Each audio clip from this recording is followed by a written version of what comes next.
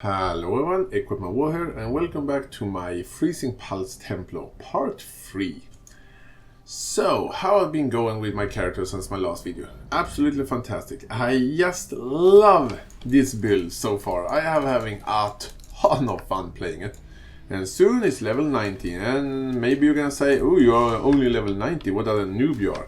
Well, I'm taking my sweet time level up. I am in no hurry.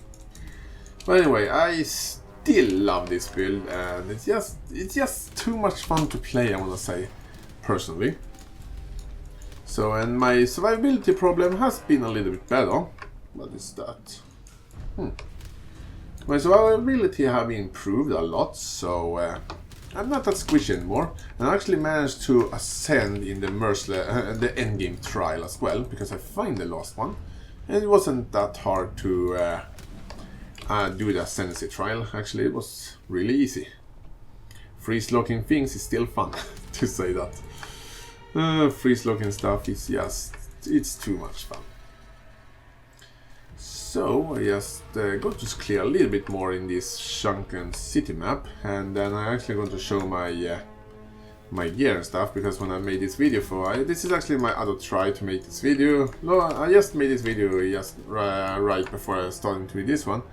But the video get to like 20 minutes long almost, and I figured it's a little bit too long, so I need to be a little bit faster and not make that long videos.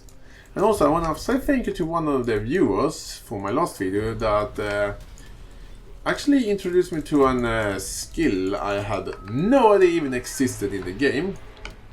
And you can probably see my setup is a little bit different. And he gave me a good suggestion of using. Let's get rid of that. It's actually a relatively dangerous exile. What is that? I'm sorry. I just the color of that confused me. Okay, as well. Anyway, let's see if we can find ourselves a nice, quiet place and take a look at my character. And I changed my setup so I don't I'm looking ridiculous. That's the point, at least. Let's take a fast look at the skill tree. Skill tree is usually the same as the last time you saw it. Went for life here. And I went for life here. I went for precision, all of that. Retribution. I go in more depth in my other video. But you can see I went for a lot of life. I have the crit chance for staffs. First, now, if you're ever going to make a Freezing Pulse build, use this jewel here. It's dirt cheap to trade, and you actually get it through a quest reward as well in Act 5. And it just increases the amount of projectiles you will shoot, which is awesome. It increases the projectile damage if you have shattered an enemy recently, which will go up to 50% increased Freezing Pulse damage if you have shattered an enemy recently. And you're shattering enemy recently all the time. Also have Divine Judgment, Faith and Steel. I actually now get Faith and Steel for some more protection. I have Overcharge, Serenity, Purity of Flesh, Arcane Potency, Serpent's Dam for some more crit chance from wielding a staff. I have Discipline and Forbidding to increase the power of my power charges. And I have Cruel Perception, Deep Thoughts, Instability, First Snow again, you can only use 2 of them. Breath of Rim, Heart of Ice, Annihilation, Frostwalker, Arcanist Dominion, Heart and Soul. And next time I level, I'm probably going to take Deep Wisdom. So I can get that one. But right now, I am really happy with my skill tree, and I'm thinking a lot about to see if I can increase my damage by taking some damage note. I would like to have Prodigal Perfection, but that's a long way to go to get that one. But I have a bit of mana, but I don't know if this is worth it or not. Maybe. If I drop those 2, I can just take those 2 there, and then just have 2 notes and take it. So maybe, I will see. But anyway, this is how my skill tree looks like. And again, I'm very happy with it. So let's take a fast look at my skill gems. Freezing Pulse are supported by Spell Echo, increased critical strikes, increased critical damage, power charge on critical, And hypothermia. Before I was using Ice Bite, but some in the comments point out that hypothermia would be a good choice. So I tried it out, and yes, it is a really good choice. And when I talked about a skill gem I didn't know existed, you can see those small robots running around me, which is skitterbots. Can't pronounce that. But those little robot fellows, they shock and chill enemies that are close to them, and they're doing stuff with mines, which I don't care about.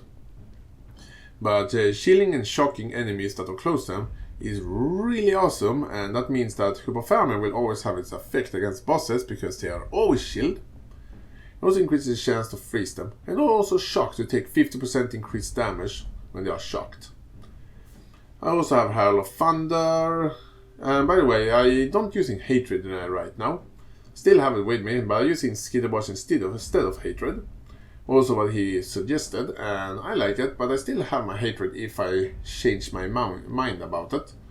So, but I think I'm gonna stop having it with me and just put some gems there to level up. Actually, I should leveling up some more gems because I have some free slots here. I'm also using Herald of Thunder, as I said, because why not? It gives me some extra lightning damage, which is quite nice. Using Herald of Ice, really good one. It's probably more or less a must-have in an ice build, I wanna say. And I have my Skitterbots here. I'm leveling up in Empower because why not? I also have a Lightning Warp together with a normal fast casting, Frostblink, and also have my Frostblink still, which I still love. It actually do quite a bit of damage as well. And I have my Restoration to help out my Lightning Warp so I can just teleport faster, but actually using Frostblink for the most part. And that's pretty much it when it comes to my skill gems. If we're gonna talk a little bit fast about the gear, I had the same stuff as before. Crit chance, level of skill gems, cold skill gems. Also increases my spell damage and a good amount of crit chance. Same helmet than before, life, armor, resistance. My 6-linked armor is not that particularly good, and I would love to 6-link my staff. I have tried a lot to 6-link it, and I still going to continue trying. If I can get this staff to be a 6-linked, I'm going to change my armor to something much more protective. I can either get for a rare armor which have a lot of both energy shield and armor and life and the resistance I might need, or I can just go for a Calm's Heart, which would be absolutely awesome to have. But right now I have to use this one. Quite offensive amulet here, which give me spell damage, crit chance, and cold damage leech. Defensive ring, life resistance, could be a little bit better maybe. And this quite offensive ring here, this opal ring, which give me life and a little bit of chaos resistance actually, and quite a bit of elemental damage and cold damage. Also have cold damage with this one. And my gloves, just defensive, life resistance, and also dex. And my boots, life resistance and movement speed.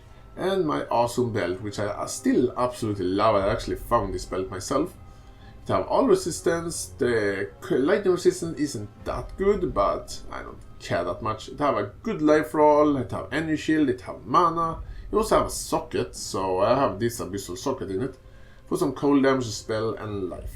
Then there comes my flask, anti-freeze flask, anti-bleeding flask, another anti-bleeding diamond flask for some better crit chance. Actually, it will double roll the crit chance of your crits. Also at CS Promise for some nice damage, and a Quicksilver flask. And that's pretty much my gear. So let's try out this character against the boss on this map. Wherever the boss are. I'm gonna try not to make this video too long. That have to be. Nice, I need more high level maps. That's actually one reason why I try to make as many of the objectives in the Atlas as possible so I can get some better level maps. And I'm starting to finally get into the red maps. It has been a little bit hard to get the red maps, but now when I'm filled out much more of my objective in the Atlas, they are starting to come. And here we have I still love the tower defense, it's still fun to do. But for the sake of not this video getting too long, I'm going to do that later. I want to do this objective. I don't want to do it right now, because the video will get too long.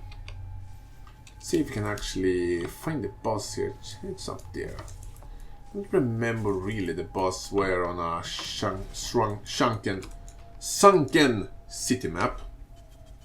Oh, now I remember. This boss is dangerous. You are not going into that boss. You hear that? Oh, I forgot to mention I'm using... and...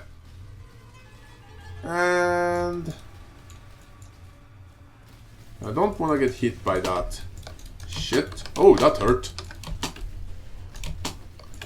Alright, this was dangerous. If I don't die now... that was dangerous. Holy shit.